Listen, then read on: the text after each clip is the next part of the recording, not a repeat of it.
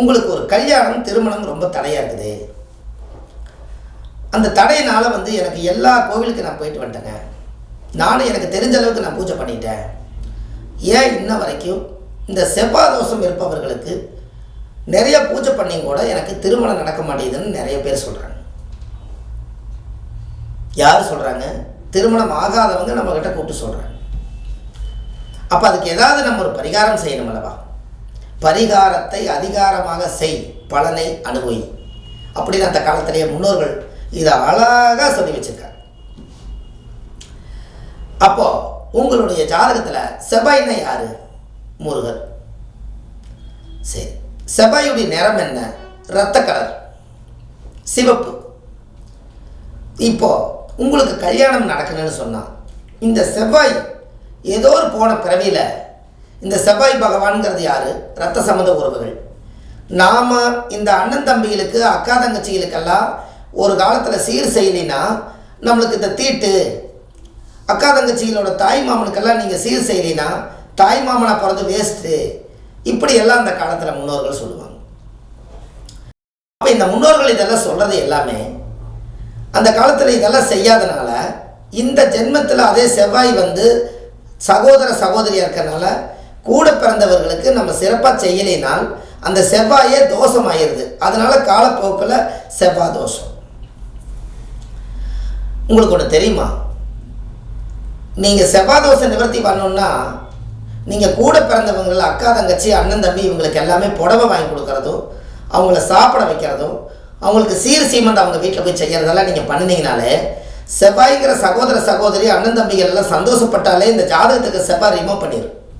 அந்த தோஷம் ஒன்றும் இல்லாமல் போயிடும். உங்களுக்கு தெரியுமா அது? நீங்கள் கண்டிப்பாக ஒரு நாள் நீங்கள் அதை செய்யுங்க. உங்கள் வாழ்க்கை ரொம்ப சிறப்பாக இருக்கும். அப்போ உங்கள் ஜாதகத்தில் அந்த செவ்வாய் தோஷம் உங்களுக்கு அது கடுமையாக பாதிக்கிறதுனால அது மூலிமா உங்களுக்கு நிறைய பிரச்சனைகள் எல்லாம் வந்தால் இதெல்லாம் நீங்கள் செஞ்சுருங்க. ஒரு முக்கியமான பரிகாரத்தை இந்த பதிவில் உங்களுக்கு சொல்லிடுறேன். செவ்வாய்னா ரத்தம்னு சொல்லிட்டோமா? உங்கள் குலதெய்வம் கோயிலில் போய் ஒரு குங்குமம் 1 கிலோ வாங்கி, செவ்வாய்னா ரத்தம் மாட்டவே குருதி பூஜை. குருதின்னு என்ன? அந்த காலத்தில் முன்னோர்கள் குருதினா ரத்தம். குருதி பூஜை ஒரு சின்ன ஒரு தீர்த்த குடத்தில் 1 குடம் தீர்த்தத்துக்குள்ளே பால் ஊற்றுறதுக்கு பதிலாக தீர்த்தத்தில் என்ன பண்ணுறீங்க? 1 குடம் பால், 1 குடம் குங்கும தீர்த்தம், இது 2 வச்சுக்கோங்களேன். இப்படி 1 குடம் பால், 1 குடம் செவ்வாய் தீர்த்தம். ஏன் பாலும் சிவப்பு குங்குமத்தையும் நான் சாமிக்கு நீங்கள் அபிஷேகம் பண்ணுங்க. ஏன் நான் பண்ண சொன்னால், சுக்கிரன் என்பது வெள்ளை, செவ்வாய் என்பது சிவப்பு. சுக்கிரனும் செவ்வாயும் 2ம் சேர்ந்தா தான் கணவன் மனைவி இணைவு. இது 2ம் அமாவாசையோ அல்லது பௌர்ணமிக்கோ உங்கள் குலதெய்வம் கோயிலில் போய் சாமிக்கு தேங்காய் பழம் பூ மாலை கல்கண்டு வாங்கி அர்ச்சனை பண்ணி, சாமிக்கு செவ்வரளி மாலையும் மல்லிகைப்பூ மாலையும், இந்த 2 மாலையும் சாமிக்கு சாத்தி அதுக்கு ஒரு வஸ்திர தானம் சிவப்பு வெள்ளை 2ம் கலந்த மாதிரி எடுத்து இந்த சாமிக்கு முதல் அலங்காரம் செய்யறதுக்கு முன்னாடி முதல் இந்த சாமிக்கு செவ்வாயும் சுக்கிரனும் முதல்ல சிவப்பை ஊற்ற சொல்லி, அதுக்கப்புறம் பாலை ஊற்ற சொல்லி, தேங்காவை உடைச்சி வச்சு சாமி கும்பிட்டு உங்கள் ஜாதகத்தை சாமி பாதத்தில் வச்சு உங்கள் குலதெய்வம் கோயிலில் போய் மனசார எனக்கு திருமணம் நடக்கணும்.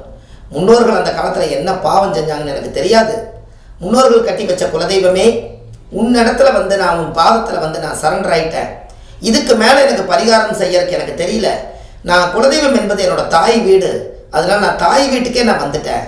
எனக்கு நீ தான் பார்த்து எனக்கு ஒரு நல்ல, ஒரு அழகுள்ள, அறிவுள்ள, புத்தியுள்ள, ஞானமுள்ள, பாவங்கள் செய்யாத குடும்பத்தில் இருந்து ஒரு தைரியமான வீரியமான ஒரு கணவன் அல்லது மனைவி எங்கள் வாழ்க்கையில் அமையணும்னு சொல்லி மாப்பிள்ளையாக இருக்கிறவங்க ஒரு பொண்ணை வேண்டிக்கிங்க, பொண்ணாக இருக்கிறவங்க மாப்பிள்ளையை வேண்டிக்கிங்க.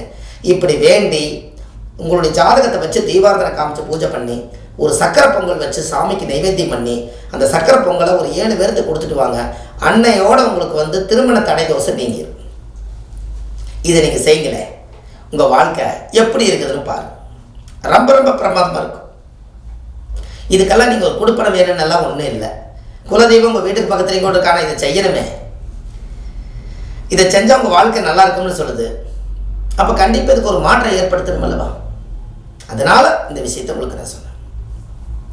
அப்போ குங்கும தீர்த்தமும் பால் தீர்த்தமும் ரெண்டும் சேர்ந்து உங்கள் குலதெய்வ கோயிலில் போய் வெள்ளிக்கிழமை நாள் அல்லது செவ்வாய்க்கிழமை அல்லது பௌர்ணமி அல்லது அமாவாசை இந்த 4 நாளில் செய்வது ரொம்ப சிறப்பு. எல்லாமே சுக்கர ஜவாயா வருதான்,